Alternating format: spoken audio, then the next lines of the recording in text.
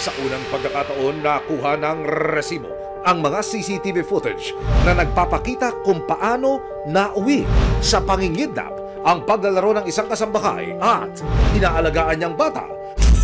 Gabi ng August 10, 2025, nakikipaglaro ang isang bata sa isang babae sa isang sulok ng Gomez Street, Barangay Paltok, Quezon City. Ang babae, 2 taon ang kasambahay ng pamilya ng bata. Makalipas ang kalahating oras, makikita sa isa pang CCTV ang ina ng bata na pinapapasok na ang dalawa sa kanilang bahay na nasa loob ng kanilang gulayan.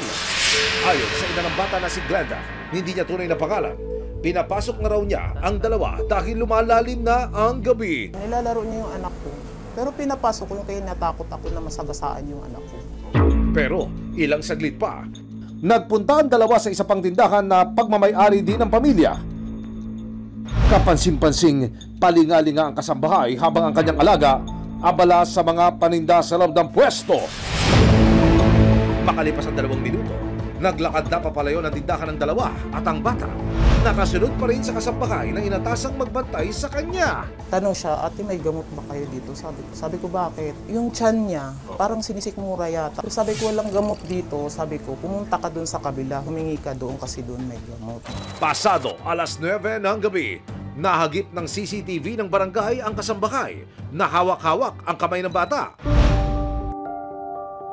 At naglalakad papalayo ng kanilang bahay. Bandang 9:07 ng gabi, lumapit ang babae sa isang lalaking nag-iihaw sa bangketa at tsaka niya pinuntahan ang tricycle na nakaparada sa gilid. Dito na sumakay ang kasambahay kasama ang bata. Pagkatapos na iniulat na nawawala ang 3 taong gulang na bata, dito nakunan ang suspect. Kasama ang biktima, naglalakad po sila patungo sa kalsadang ito. Palayo ng palayo mula po sa lugar kung saan nakatira ang biktima. Nakuna ng CCTV ng Barangay Paltok, Quezon City ang suspect kasama ang biktima mula ho riyan sa bangketa kung saan nakaparada ang tricycle. Nag-U-turn ito palabas at pabalik doon sa lugar at sinasabing doon na sumakay ng isa pang sasakyan. Kwento ni Glenda, dahil abala sila sa paglilinis ng tindahan ng mga oras na iyon, inutusan niya ang kasambahay na bantayan ang kanyang bunso na si Lily.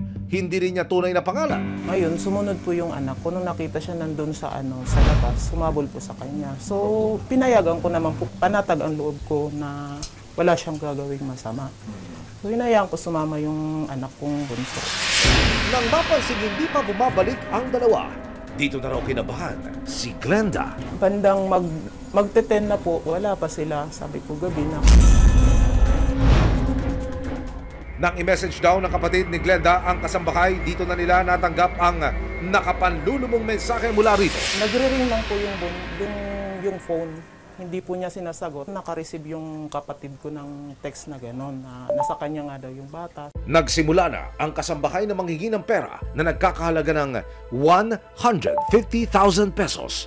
Nang makiusap sina Glenda na makita ang kanilang bunso, nagpadala pa raw ang kasambahay ng litrato ng bata kasabay ng mga mensahe na huwag kayong mag-alala, hindi ko siya sasaktan at subukan ninyong magsumbong.